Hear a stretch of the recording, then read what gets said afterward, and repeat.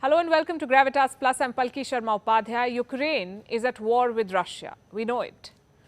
And we are sitting thousands of miles away from Kyiv, watching the news on TV and mobile phones, thinking, thank God, it is not happening to us. Well, I bear bad news. This war, ladies and gentlemen, is bleeding all of us. Do you have a car at home? What does it run on? Oil or gas, I'm guessing.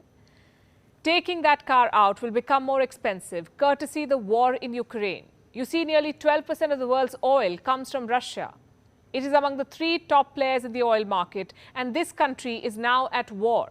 On a normal day, Russia would export nearly 5 million barrels of crude oil. Now that the Kremlin is at war, what happens to those shipments? Goes without saying, they're affected one way or the other. Next question. What happens when Russian oil stops entering the international market? The demand and supply equation goes for a toss. The market is already dreading this. And this is the result.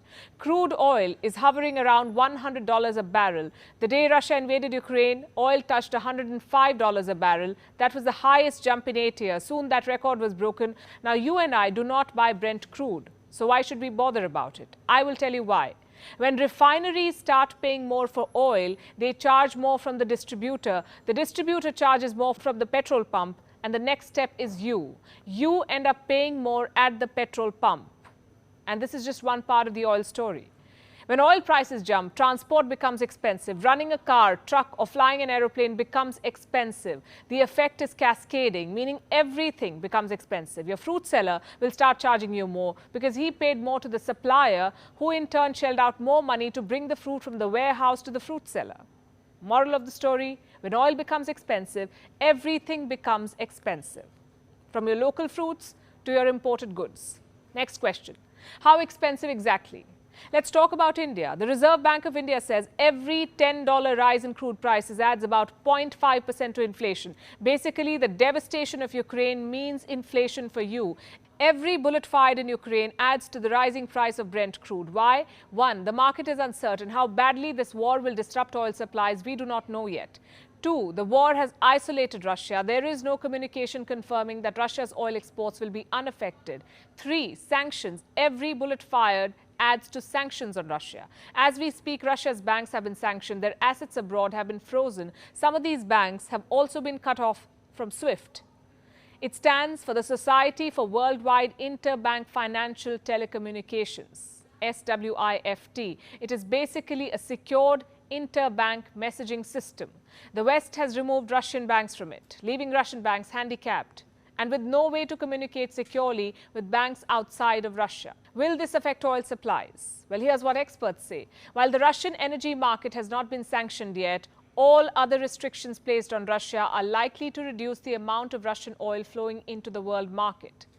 Number 4. The industrial boycott of Russia. Western companies are offloading their stakes in Russian oil companies. British energy giant BP, for example, has offloaded its near 20% stake in Russia's state-owned oil company Rosneft. Then there is Equinor. The Norway-based energy company said it would start divesting from its Russian joint ventures. Now, none of this is going too well with the market. The reactions are strong.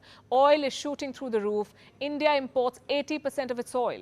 Oil has been at an average of 95 rupees per litre for the last week. Experts say it could shoot up 5%. 12 to 20% in the worst case scenario.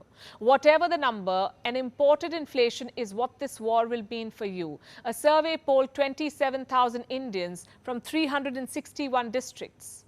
42% of respondents said they will not be able to tolerate an increase in oil prices. They said they will be forced to cut down on discretionary spending. The situation will be worse for Europe.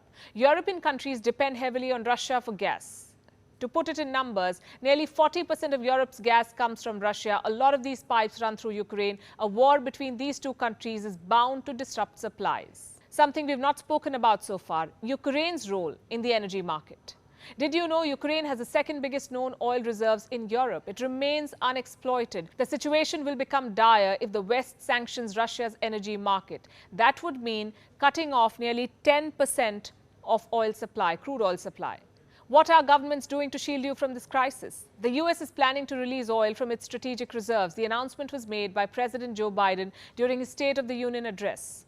The government of India says it is closely monitoring the energy market. India's Ministry of Petroleum and Natural Gas has put out a statement.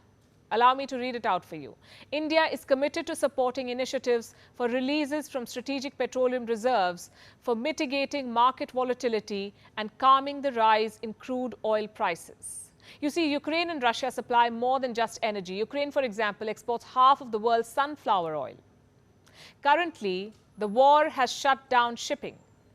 Exports are blocked. Ships are avoiding the Black Sea. Ukrainian ports have suspended operations. Port city Mariupol is under attack. Odessa, which is home to one of Ukraine's largest container terminals, is also under attack. This war has disrupted the global supply chain of sunflower oil. And soon kitchens around the world will be suffering. Once again, take India, for example. More than 70% of India's sunflower oil is imported. Ukraine sends 170,000 tons. Russia sends 200,000 tons. The total trade is somewhere around $3 billion.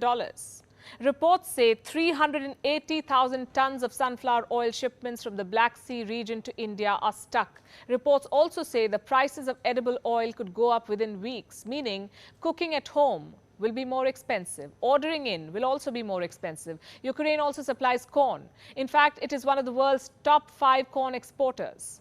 In 2019, Ukraine traded 35.9 million metric tons of corn. Russia too is a big player. Together with Ukraine, it accounts for 19% of the world's corn supplies. This war will have a ripple effect on the cost of corn syrup, corn flakes, even popcorn.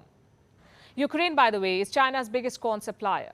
Then there is wheat. Russia is the world's largest exporter of wheat. It accounts for 20% of the global exports. Ukraine supplies 10% of global wheat. In 2021, 70% of Russia's wheat went to West Asia and Africa. This region will soon have to pay more for flour, pasta, pita bread, pizza, basically every wheat-based product. Egypt, Turkey and Bangladesh will likely be the hardest hit. They are the biggest importers of Russian wheat. India is safe on this front. It has a central pool of wheat which is around 24.2 million tons, and it is twice the buffer and strategic need. But Europe is up for trouble. It depends heavily on Ukraine for barley and rye, and the war has disrupted supplies of these staples. Well, that's the thing about an interconnected world. Anything goes wrong anywhere, and the rest of the world suffers too. The war in Ukraine has put a lot at stake. Energy supplies, gold, precious stones, coal, fertilizers, precious metals. The war has put all of these commodities on the front line.